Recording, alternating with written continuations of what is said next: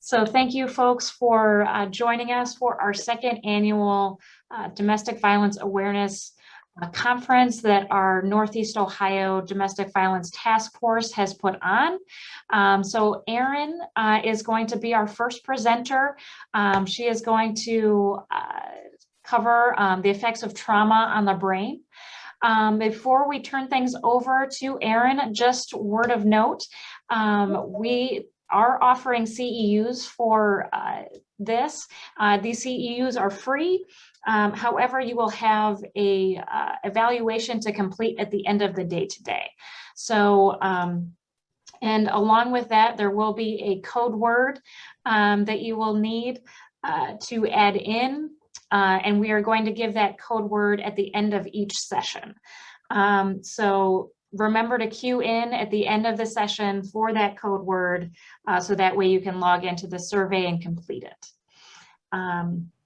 Without further ado, once again, this is Erin Turner. She is from Crossroads Health. Erin, I'm going to turn things over to you. Thank you, Liz. I appreciate you. Good morning, everyone. I'm very pleased to be the first person to kind of kick this conference off. Thank you for asking me. I feel very blessed and gracious for being here. And obviously opening up talking about trauma, and it's 9 o'clock on a Thursday morning and everybody's already ready for the week to be over. So hopefully I can have some energy behind this to get this started. I was asked to talk about the effects of trauma on our brain. And for those of you who don't know me, I'm the Director of Crisis Services at Crossroads. I oversee our mobile crisis team for Lake County and our 24/7 crisis hotline. And so talking about trauma is something I do often, I think about often. And for the sake of today's discussion, I want a couple of disclaimers. I want to use trauma and stress at times interchangeably. This discussion is very much about our own awareness of how trauma affects survivors of trauma, those that we work with and for day in and day out. However, this discussion is also about us and how we manage the stress that we experience on a daily basis. At the end of the day, the better that we are at managing our own stress, the more helpful that will be to others as they go through the healing process from their own trauma. So a lot of interchangeable discussion this morning.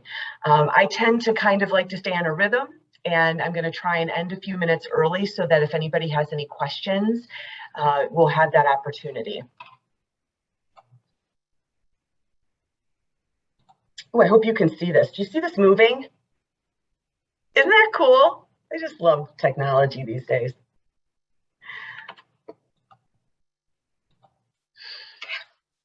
So most of you in this room could probably teach this class and teach lots of classes on trauma.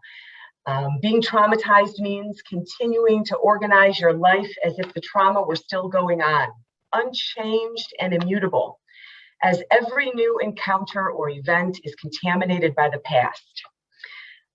Bessel van der Kolk is one of the leading researchers on trauma. If you have not read the book, The Body Keeps the Score, it's a phenomenal book to read.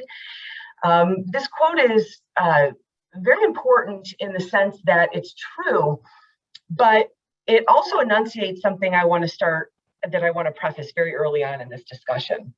We have this wonderful way about us in the behavioral health field, in the helping field, of taking information and enunciating it in a way in order to get people in the community, in our society, to garnish some compassion and empathy. We deliver information in a way that is almost catastrophic. Not that it isn't, to some extent, but what we fail to do sometimes is to back up our research and information with some sense of hope. And I want to make sure that we're touching on the hope piece of trauma today. Even the research will say that the impacts that trauma have on the child and human brain are unchangeable. And that's not necessarily true at all. So my hope is to end this discussion talking about something that could be catastrophic, end it with some hope here, both for ourselves as caregivers and for those who are survivors of trauma. So I like to talk about the biological components of trauma in our brain. What I've learned over the last maybe year and a half since COVID, when I've had these discussions with professionals, is that I've gotten a significant amount of feedback from people after this discussion, because there's something about having the knowledge and awareness of biology and trauma that for humans can make us have more grace with ourselves, more self-forgiveness. It's sort of like one of those things where, oh, it's not my fault that I lose focus and can't manage my emotions when I'm stressed out. It's literally a biological thing that I can't always control in the moment. So I love having this discussion for those of us, especially working in the field, and not only managing our own high levels of stress, but having to manage the high levels of stress of others that we work with, really being able to have in the moment some grace with ourselves, cut down on that guilt and some self-forgiveness, so to speak. So if we very simply put, if we break our brain up into 3 parts, and I'll use my hand brain model here for this, starting with our brain stem. This is the primitive part of our brain, our primal brain. This is our survival state. The survival state represents the primal brain, and it asks the question, am I safe? The only way to soothe the survival state is through the creation of safety. So when we are faced with a threat and we're in danger, our primal brain lights up, and what it does is it sends messages to our midbrain, our limbic system, or our emotional brain that says, it's supposed to stay tucked in here in the middle of our brain. And this is the piece of our brain that represents mid-level functionality, and it asks the question, am I loved? Am I safe? Am I loved? The only way to soothe an upset emotional state, very important, is through connection. If we're not feeling safe, it makes it difficult to feel loved. So connection is what's going to help calm our midbrain. And then our prefrontal cortex, our executive state. This is where our logical thinking, our reasoning, and our problem solving lives. The executive state represents the optimal state for problem solving and learning. This part of our brain, which many say is not fully formed until the age of 25, I'd say maybe a little bit older, depending on who you are and the state of our technological world. Sometimes I wonder if social media isn't slowing the process of our frontal lobe growth. But this is the part of our brain where our learning lives. And this part of our brain asks the question, what can I learn from this? What we know to be true about stress, and for most of you, you're probably aware of the ACEs studies that really took a longitudinal look at children who were survivors, some who were survivors of trauma.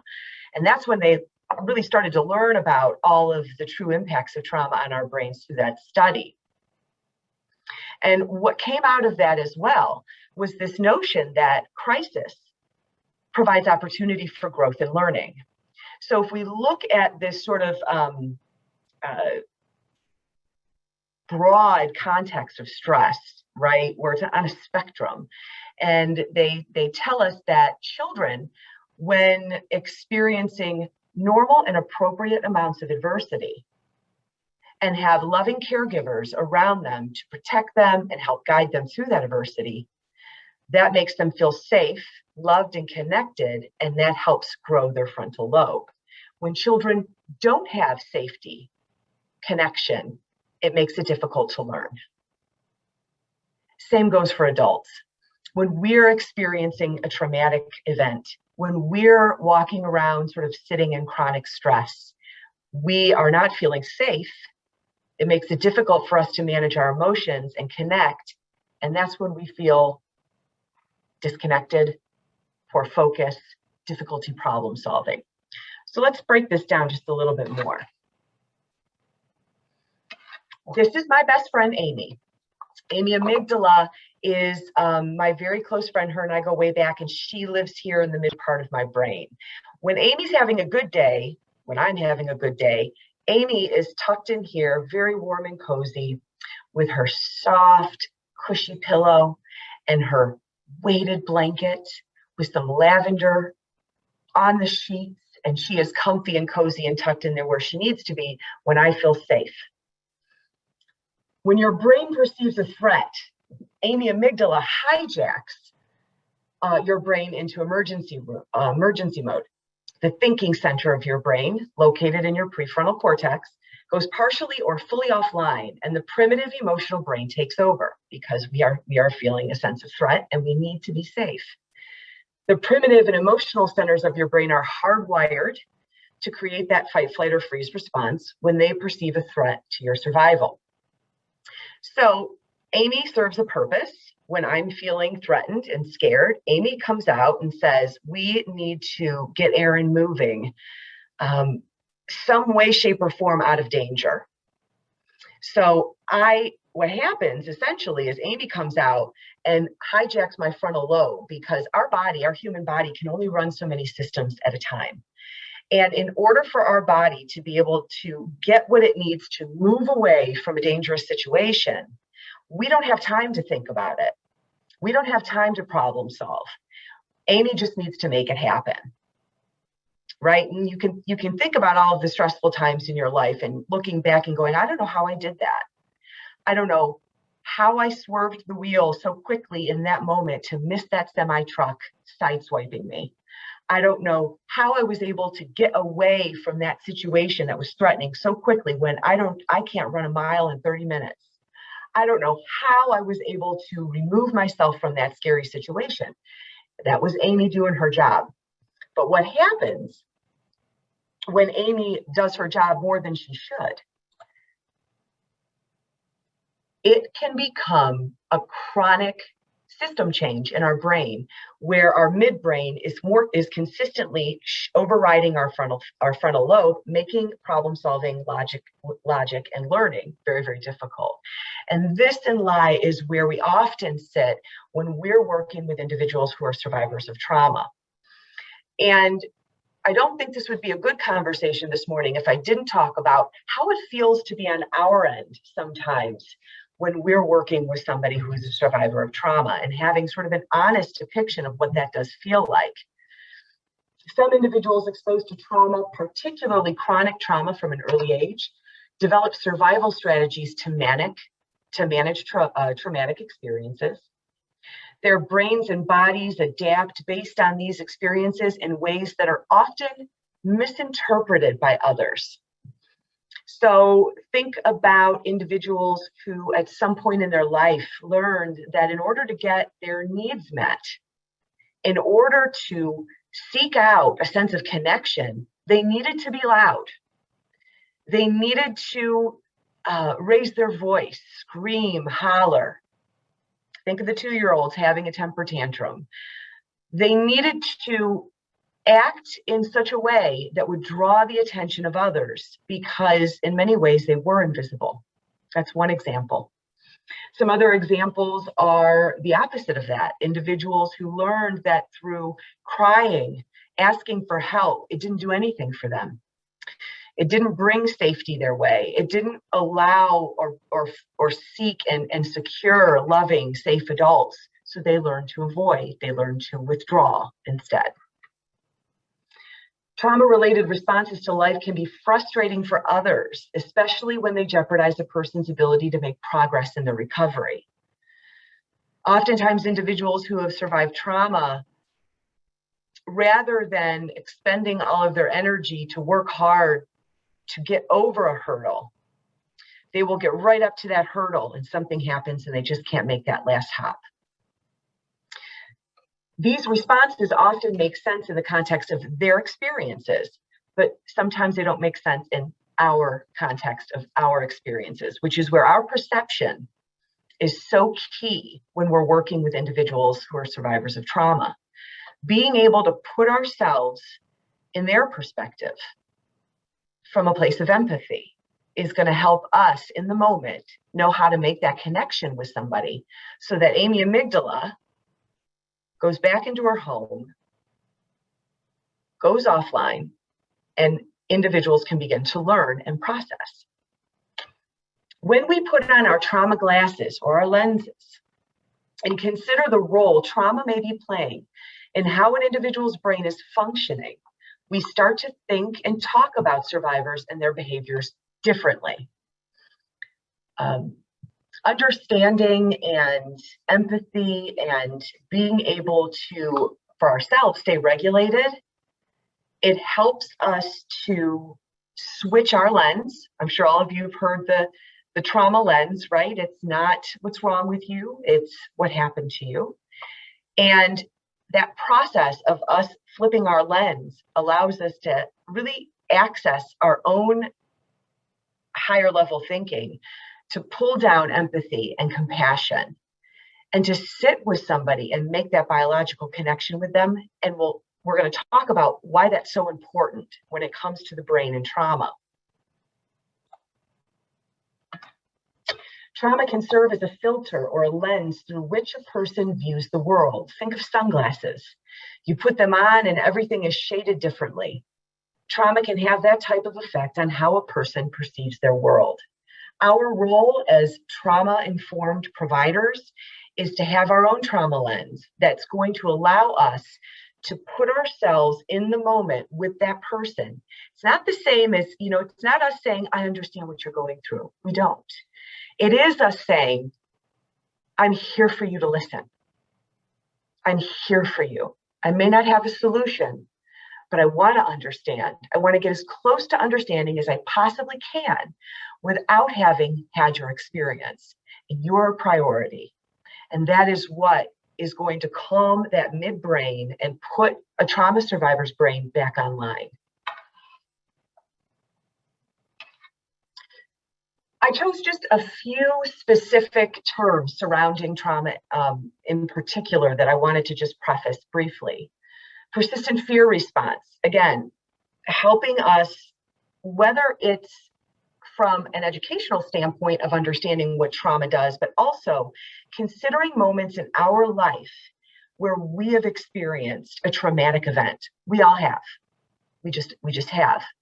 And remembering how that affected us, how that affected our brain, our emotions, and our body, so that when we're interfacing with somebody who is having some reactivity from trauma, we're able to see it for what it is, not take it personally, not overreact, but be able to regulate ourselves in the moment so that we can help that individual regulate because we're being strong co-regulators. The chronic stress of repeated trauma can produce a number of biological reactions, such as a persistent state of fear.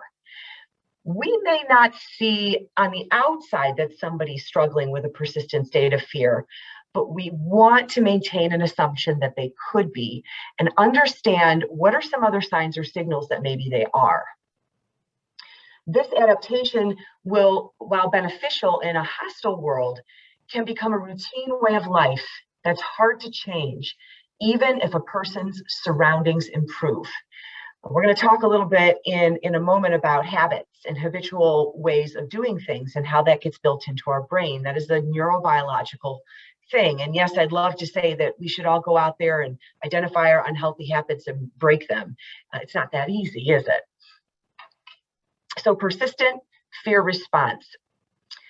As part of that, hyperarousal. When a child's developing brain experiences chronic traumatic stress, neuronal pathways for the fear response become routine and create memories that automatically trigger that fear without any conscious thought. If any of you have ever experienced a threatening moment or a scary moment or been shooken up pretty quick, frightened, whatever, it's not like we're preparing for those. We don't always know where they come from, our triggered response, our reactivity response. Survivors of trauma can become very sensitive to nonverbal cues, such as eye contact or a touch on the shoulder, and are more apt to misinterpret them because they are living in a persistent state of fear. Overwhelmed with the need to scan nonverbal cues for threats, their brains may find it hard to appropriately respond to verbal cues, even in an environment considered to be safe. Before the next slide, and before I advance to the next slide, I want you guys to think about children who are diagnosed with ADHD. ADHD is a very real diagnosis, never to minimize that. There are children and adults who respond very well to treatment for ADHD, including certain medications, some that may be stimulant-based, some that may not be. But I do want to say very honestly that we have had children diagnosed with ADHD, but not diagnosed with post-traumatic stress disorder or any developmental trauma for many, many years. So we have been misdiagnosing or misinterpreting the behaviors of children and calling it attention deficit or hyperactivity when what it was trauma. And that's because ADHD looks very much like hyperarousal and persistent fear response in children and adults. Interchangeable in that way as well when we're talking about children and adults. This happens also because of trauma's ability to cause diminished executive functioning. So I talked to you about our brain, safety, connection. Can I learn from this? When our midbrain stays stuck outside, overriding our logical thinking because we're living in a world of chronic stress, think of your children of poverty, oppression, abuse, neglect, single mothers of poverty, oppression, abuse, neglect, survivors of domestic violence, child survivors of domestic violence. We're not talking about one incident, a natural disaster, not to diminish that at all. We're talking about chronic, everyday living in stress, toxic stress that keeps Amy amygdala out of her cozy bed, overriding that thinking, and this is where your executive functioning lives. This goes offline, and where I think the research has kind of pushed back at us to kind of give us a fear response to understand that we need to be better at treating trauma.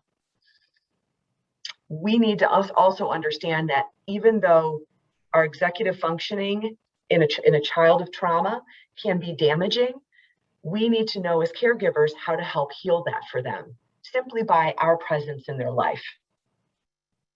The executive functioning typically includes 3 distinct features: our working memory. That's our ability to keep and use information over a short period of time.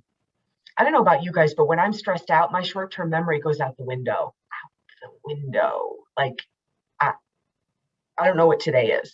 You know, just completely gone sometimes. Inhibitory control, that's the filtering of our impulses and our thoughts. Think of those children who are dysregulated. Think of those mothers that are dysregulated, that may look like irritability and all of these other labels that we like to, you know, our own bias kind of likes to throw at people. This is because of a diminished capacity to use their executive functioning. Cognitive flexibility, adjusting to altered demands, perspectives, and priorities.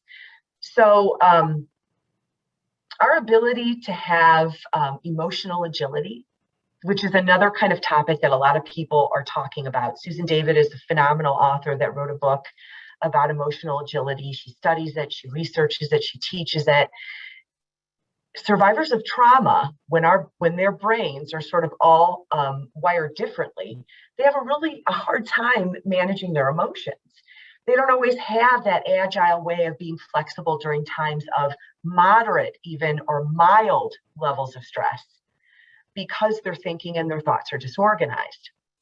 So our ability to sustain short-term memory, our impulse control, and then our ability to be flexible in our thinking and our reactivity during typical times of stress all get impacted by trauma. Even at an early age, trauma can cause deficits in all areas of executive functioning. These deficits might manifest as lower academic achievement, decreased IQ, intellectual deterioration, and short attention spans. Now again, it doesn't have to be permanent. It doesn't have to be permanent. It feels like it to caregivers. It feels like it in some of our school systems that are getting more and more trauma-informed care treatment and their own treatment, certainly, but in education, so that they can be interpreting their children, their students, in a more trauma-informed way, and learning how to work with these children so that they can be more in tune with their frontal lobe and actually learn. Just a good depiction of what I think chronic stress looks like in a person's brain. Also something I think we've just all experienced this. Many of you may agree that the last year and a half has been extra difficult, whether personally and or professionally, as the majority of the individuals in our society are more dysregulated than they ever were. And one thing I want to mention too about what happens in a society that was already lacking empathy, it's very difficult for us to tap into certain higher level characteristics of our personality when we're experiencing chronic stress, such as compassion and empathy and grace. When we're stressed out, it's harder to have grace for others. It's harder for us to be able to sit and actually genuinely express empathy to others. So we're all kind of just a hot mess right now, but there is hope. And the most important thing to understand about our role when we're working with survivors of trauma is that we are the most important thing when working with survivors of trauma, which is why we need to be that much more precious to ourselves and to really identify what things we can do to be present through our own self-care. And we'll talk more about that in a little bit. So important. So the healing process, hope, hope, hope. We can't, not all is lost, I promise you. In over 20 years of doing this work, I often say that I feel so blessed and just so blessed to have literally had jobs that allowed me the opportunity to observe and interact with human nature. And to have had the ability to see individuals go through the healing process from beginning crisis through the struggle of healing to the other side. I have just been so grateful to have seen that, to observe the resiliency of humans and to be a part of that. We may not get paid much, guys, but this is priceless stuff. And it really is something that I think we all want to remember not to take for granted. We can heal from all of this. Safety, being safe, being in an environment that is safe allows us to make connections, which allows us to have regulated emotions and therefore have the capacity to tap into our frontal lobe and solve problems and learn and grow. So how do we get from a state of disorganization in our brain space to a place of organization and growth and learning? There are so many ways that you can do mindfulness. You know, I'm not going to necessarily talk about go do yoga. Yeah, do yoga, get some exercise. Sure, it's important. But so much of what we have as gifts are inside of us, and they're in our character, and they're in our person, and they're in the fact that we as caregivers have this beautiful gift of knowing how to engage and connect with others. And that is the best way of helping others be on that path towards healing. So I want to talk a little bit about neuroplasticity because really this is where it all lives. Neuroplasticity is both, depending on how you're looking at it, it's both good and it's bad because it comes back to habits and what techniques we can use to rewire our brain after trauma, after stress, and to be able to grow and learn. It is the ability of the brain to reorganize itself, both in structure and how it functions. Through neurogenesis, this is the continuous generation of new neurons in certain brain regions. Why we have hope is because our brain is always creating new neurons, which means new opportunities to grow and learn. New synapses, new skills and experiences create new neural connections. Healthy habits, they'll always say, are the best way to go. But let's be realistic, guys. We all have not so healthy habits. And this is the best way to describe neuroplasticity, is when we've had times in our lives where we've recognized that we needed to decrease some activity. So diet's always the best example. We need to make some changes. We need to eat healthier. What we're doing when we're doing that is it's neuroplasticity. It's trying to build healthier habits into our life while diminishing or decreasing not so healthy habits. Strengthened synapses comes through the repetition and practice, which strengthens the neuron connections. And then our weakened synapses, connections in the brain that aren't used to becoming weak. So those are the synapses that we pay attention to when somebody experiences a traumatic event. Trauma definitely decreases the likelihood of somebody being able to bounce back as quickly. However, what we do as a living is we create relationships and environments that allow individuals to be in a safe space, because that safety is what's going to allow them to create new healthy neurons and synapses. Neuroplasticity can result from traumatic events, stress, social interaction, meditation, emotions, learning, paying attention, diet, exercise, and new experiences. So basically, it's everything. The good, the bad, and the ugly. It's everything.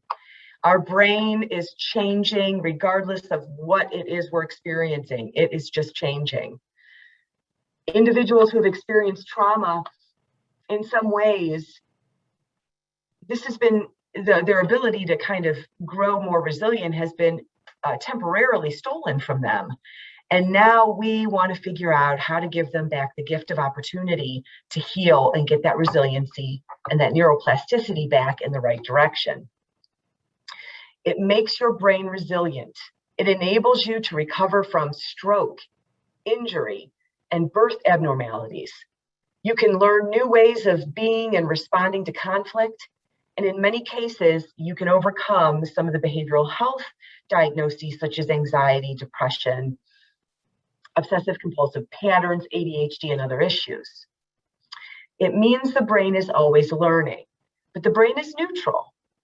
And it doesn't know the difference between good and bad, which is why, for those of us who are parents, what do we always try to do? I remember when my kid was young, I remember saying, I am not going to give her McDonald's.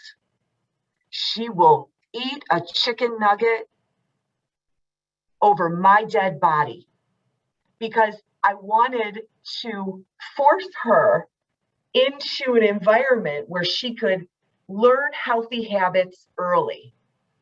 Ask me how successful I was at that. But it's still an example, right? It learns whatever is repeated, both helpful and unhelpful thoughts, actions, and habits. Therefore, neuroplasticity may entrench depression, anxious, obsessive, and overreacting patterns when we find ourselves in environments that either promote maybe not so healthy patterns. Think of our young people who are experimenting with drugs, or maybe not in such a great friend group, right? And stress makes it really difficult for us to, oh my gosh, I'm stressed out. For those of you who do this, I'm jealous. I'm gonna go run 5 miles. The majority of humans, our brain doesn't necessarily work that way because we want instant gratification. And there are ways of doing that in order to get a dopamine surge, because when we have a dopamine surge, it tells Amy amygdala, chill out for a second, Amy, but it's only for a second. And that's why we go to quick things such as chocolate, carbs, drugs and alcohol, other activities that aren't so healthy. We are trying to do anything we can in that moment to just have a period of homeostasis in our brain. Just a second, that's all I want. Then we build a habit, and so on and so forth. For any of you who have really looked at the window of tolerance, this is just a great way of being able to recognize when somebody's dysregulated in the moment and help us get that person to a place of calm so that we can begin to work with them to grow and learn. The window of tolerance it's different for everybody. And it's sort of like, think of like a bell curve where you've got the shutdown mode or the freeze mode. During extreme stress, you just completely shut down. You withdraw physically and emotionally, all the way up to the overloaded tolerance, within the flight or free, you know what I mean? Fight or flight, you know what I mean? During extreme stress, you move out of your window of tolerance and into fight or flight mode. This is where you can experience that anger and frustration, irritability, fear, panic. What we need to do for ourselves and for others is to get them into their window of tolerance where they're the most comfortable, because that is the active state of telling Amy amygdala to get back into her sweet and cozy bed. That is where we can handle and process our feelings in a healthy way while being able to function and thrive. This increases our tolerance through coping skills. I try not to use coping skills too much just because it's kind of a little cliche, but we all do, right? What are those go-to things that are adaptive skills, that are healthier skills that can bring us to our window of tolerance when we're comfortable? Because when we get there, this is where we feel safe and grounded, where we feel capable. We're capable of managing life when we're regulated and within our comfortable window of tolerance. It is normal to have a smaller window of tolerance during stressful times. I'm sure many of you can, I use this example of I wake up in the morning, my alarm doesn't go off, I'm running late. My kid's now running late. She's now late for school. She's grouchy because she's running late. I'm frustrated at this point. It's 7:30 in the morning and I'm running through the house and I stub my toe. And I curse and it hurts. And I'm just so angry at that point. The next day, I wake up after a good night's sleep. I was able the night before to interrupt my stress cycle in order to allow myself to lay down, read my book, go to sleep, feeling as less stressed as possible. I'm well rested. My alarm goes off. I don't have too much of a stressful day ahead of me in my schedule. I get my kid up. She's in a good mood too. Wow, this is a great morning. And I walk through the house and at the same place, I stub my toe. The pain is not as severe. It's not as severe.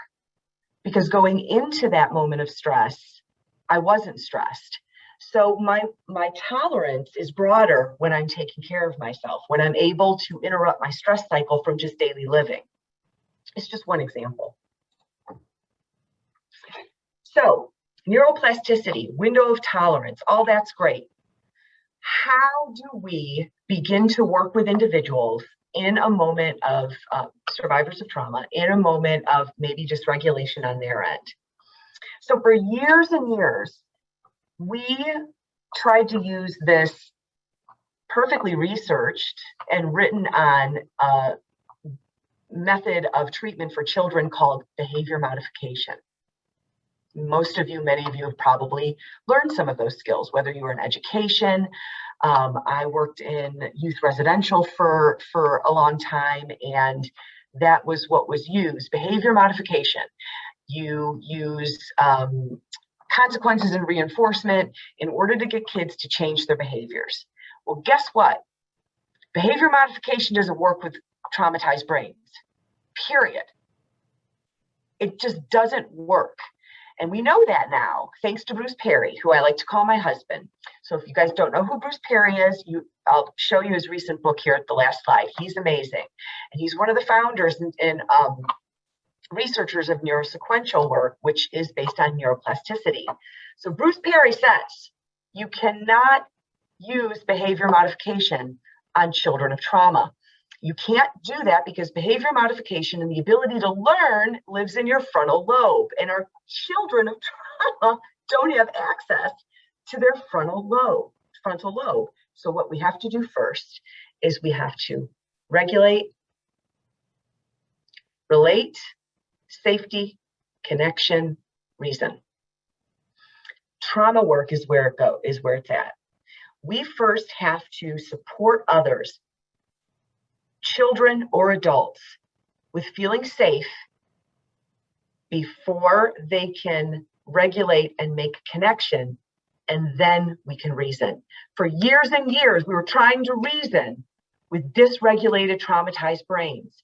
And we, the professionals, were just getting frustrated with the people for not making changes based on our expectations. Isn't that great? Look at what we did. I mean, it all came from the right place. I get it. But we first need to connect with individuals, help them feel safe, and then we can begin the learning process with them. Do you see this slide? Isn't it pretty? This is my water break.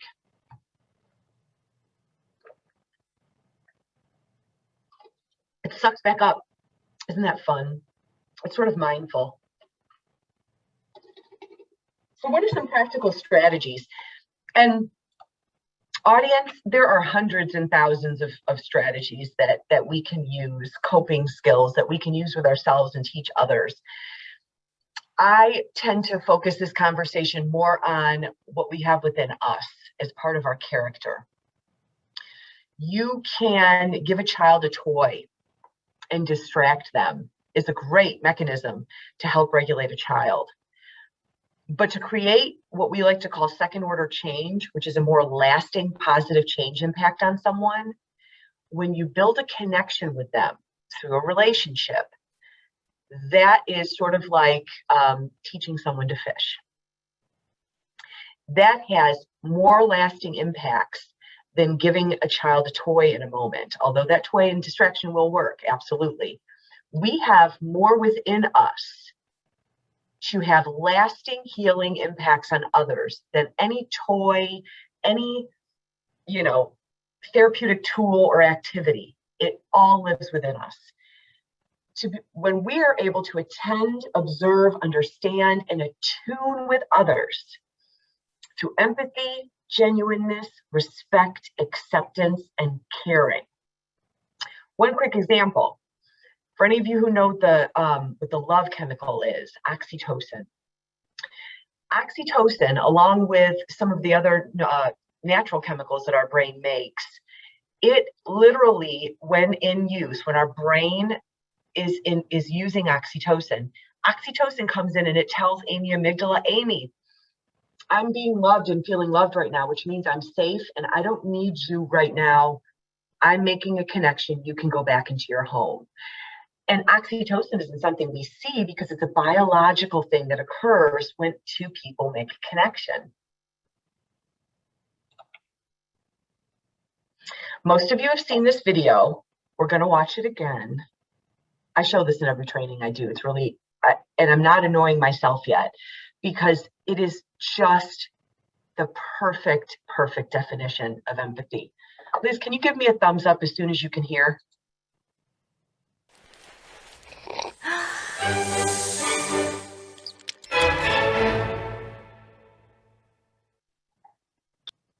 So what is empathy, and why is it very different than sympathy? Empathy fuels connection. Sympathy drives disconnection.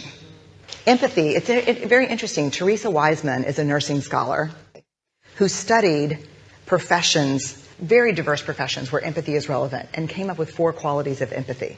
Perspective taking, the ability to take the perspective of another person or recognize their perspective as their truth. Staying out of judgment, not easy when you enjoy it as much as most of us do. Recognizing emotion in other people and then communicating that.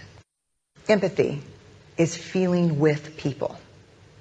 And to me, I always think of empathy as this kind of sacred space when someone's kind of in a deep hole and they shout out from the bottom and they say, I'm stuck, it's dark, I'm overwhelmed. And then we look and we say, hey, you can climb down. I know what it's like down here, and you're not alone. Sympathy is, ooh, it's bad, no. You want a sandwich? Empathy is a choice, and it's a vulnerable choice, because in order to connect with you, I have to connect with something in myself that knows that feeling. Rarely, if ever, does an empathic response begin with "at least." Yeah. And we do it all the time, because you know what? Someone just shared something with us that's incredibly painful, and we're trying to silver lining it. I don't think that's a verb, but I'm using it as one. We're trying to put the silver lining around it. So, I had a miscarriage. Oh, at least you know you can get pregnant. I think my marriage is falling apart. At least you have a marriage. John's getting kicked out of school. At least Sarah is an A student. But one of the things we do sometimes in the face of very difficult conversations is we try to make things better. If I share something with you that's very difficult, I'd rather you say, I don't even know what to say right now, I'm just so glad you told me. Because the truth is, rarely can a response make something better. What makes something better is connection.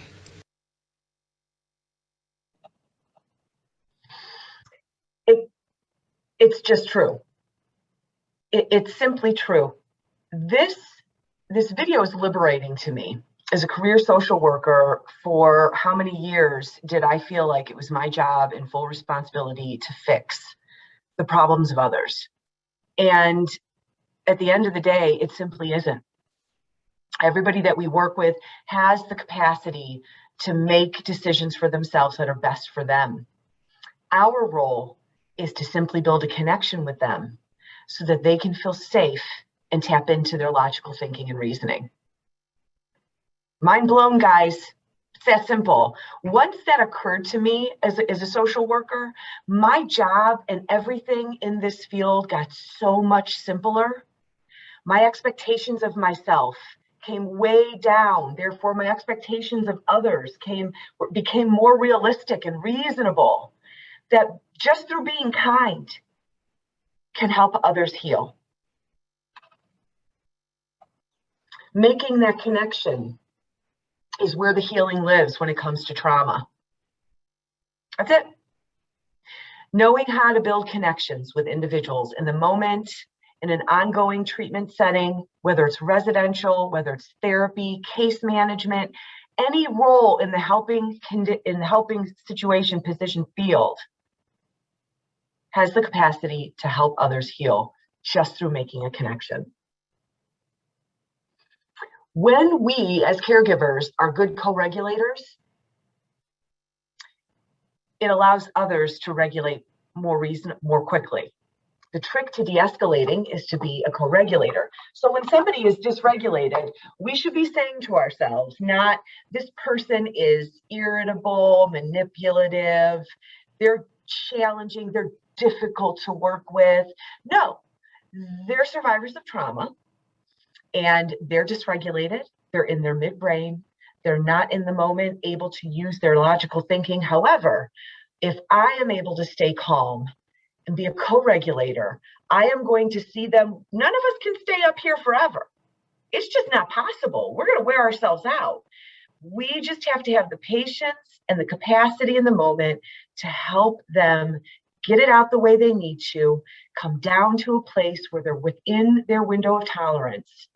And that's where the connection then begins, and that's where learning lives. We have to be good co-regulators. I mentioned expectation a minute ago because I think sometimes that's where people, such as ourselves in this field, get stuck.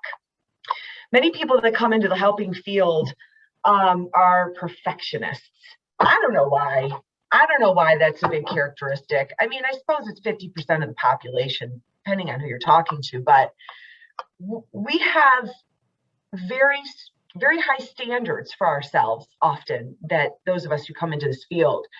And when we have high standards for ourselves, we're going to find ourselves being very disappointed. And we're also going to probably have high standards of others and unrealistic expectations of others. So one way that we really want to work towards being good co-regulators is through understanding our own expectations of ourselves, because when we feel in the moment that we're not meeting our expectations, we become dysregulated.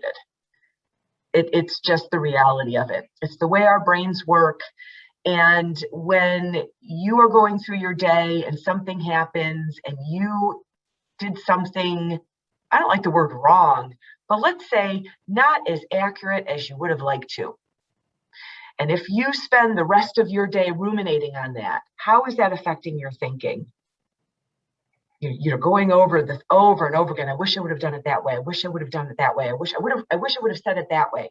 And so then you're faced with a consumer, a client, a resident, someone who is a survivor of trauma. Are you going to be able in the moment to be able to sit with that person and make a connection? No. So simply having the self-awareness of your expectations of yourself and others is going to help you be better at co-regulating.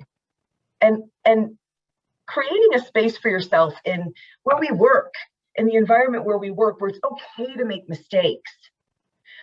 Let's be vulnerable. It's okay to make mistakes. When we go into things with integrity, that's all that matters. We're going to make mistakes, and having grace with yourself and others and realizing and recognizing it's going to happen.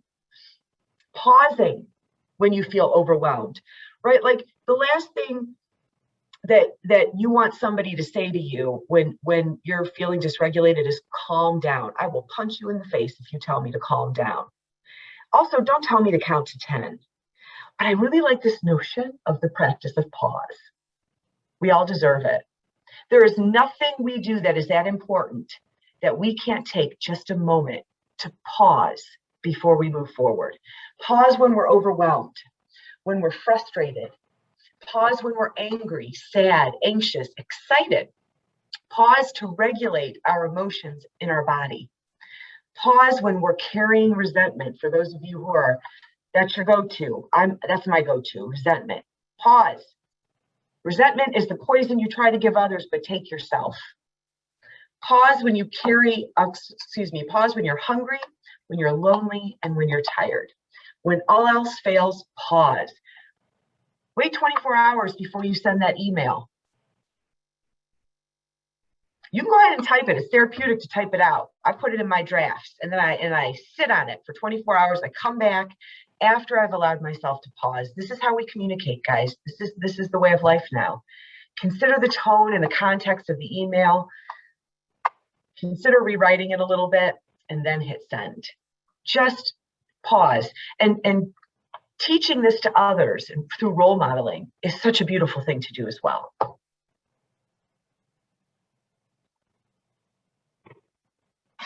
The most precious gift we can offer others is our presence. How we see others is how we treat others. Removing judgment allows us to shift our perception from frustration to one of curiosity and empathy. The best free resource that we can use in order to tap into empathy to make connections is Empathic Curiosity. When we're trying to show someone that they are a priority in the moment, even though we can't understand their experience, and we shouldn't try to, we shouldn't say, oh, I understand what you went through, because we don't. The best way to show them that we're trying to get as close to understanding as possible is through being curious. Tell me more about that. How did you get through that? Where did you find that strength? In that moment, you have just shown them that they are important and that they matter. Rather than asking, what's the matter with you? Really getting ourselves to a point where we're asking, what matters to you? We need to understand about survivors of trauma, what is important to them through their perception, not what we think is important to them. Oftentimes we, because we're busy, because we're trying to problem solve sooner than we should, we will misinterpret what others need and not take the time to stop and ask, what matters to you? Really phenomenal book written by two sisters, Emily and Amelia Nagoski, called Burnout, The Secret to Unlocking the Stress Cycle. It's a beautiful book, and they stated in their book, the stress itself will kill you faster than the stressor will, unless you do something to complete the stress response cycle. While you're managing the day's stressors, your body is managing the day's stress. It is absolutely essential to your well-being that you give your body the resources it needs to complete the stress response cycle that has been activated throughout the day. So I want you guys to kind of practice a few of these things. All free resources, guys. Free. It's not medication and physical activities on the list. Sorry for those of you who wish that you exercised but didn't enough. It's free stuff, things that we have within us to be more attuned and aware that we are interrupting our stress cycle. And these are also things that we can teach in role modeling in the environments where we work, in the milieu of our agencies, and with our consumers and those that we work for. Breathing, obvious. Most of us, when we're experiencing a moment of stress, we may find ourselves holding our breath, where in the opposite of that, we should be focusing on our breath. Can I get a thumbs up, Liz, that you see this? Good. I have 5 minutes, guys. I want to take 30 seconds for you guys to focus on this slide and bring your breathing in to match the slide and the movement. Just a few seconds.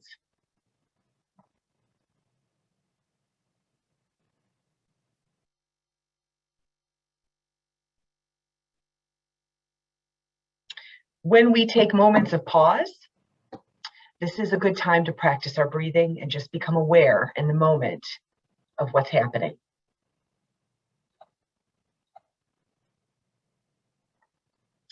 And it always jacks up my slideshow, but no worries. Physical activity.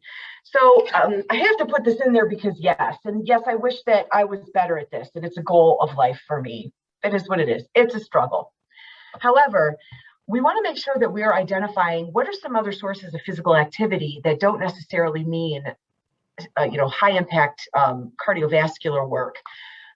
There are so many ways that physical activity can be something that anybody can really participate in. Chair yoga kind of moves, stretching, just simply stretching, walking around the building, just making a point to walk from one end of the building to another to say hello to a coworker that you love but haven't seen for a minute. Just focusing on how we can add more physical activity into our lives.